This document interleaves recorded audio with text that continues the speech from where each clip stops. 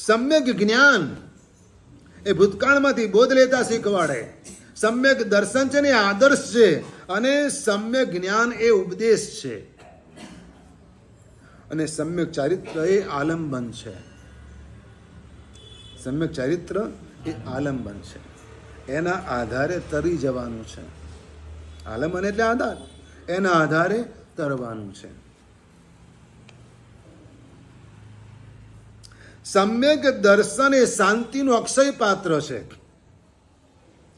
જેને ભગવાન ઉપર શ્રદ્ધા હોય ને એ શાંતિથી રહે.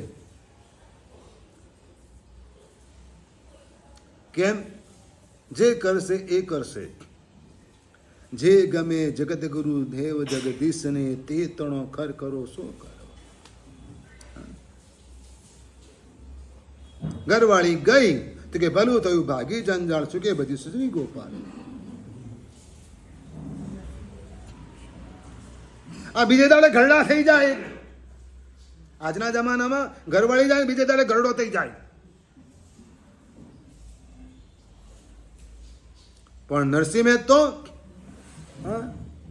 શું કે, હા ભલું થયું, ભાગી જંજાળ શું કે બધી સુધરી ગોપાલ.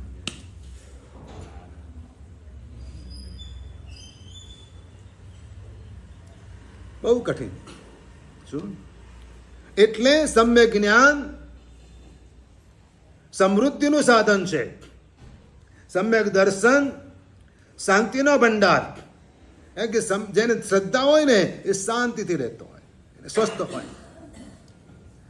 દીકરા નહોતા તોય સુલસાને શાંતિ હતી. દીકરા મરી ગયા ને એક સાથે તોય સુલસાને કોઈ વલોપાત નહોતો.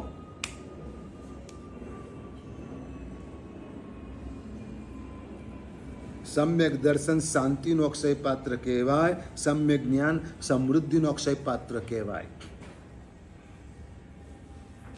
કારણ કે જ્ઞાન જેટલું વધતું જાય, વધતું જાય, વધતું જાય, એટલે આપોઆપ માણસ દિલથી હૈયાથી સમૃદ્ધ બનતો જાય.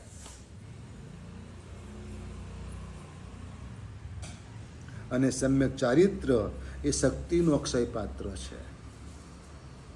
જેનું અક્ષય પાત્ર છે? શક્તિનું અક્ષય પાત્ર છે.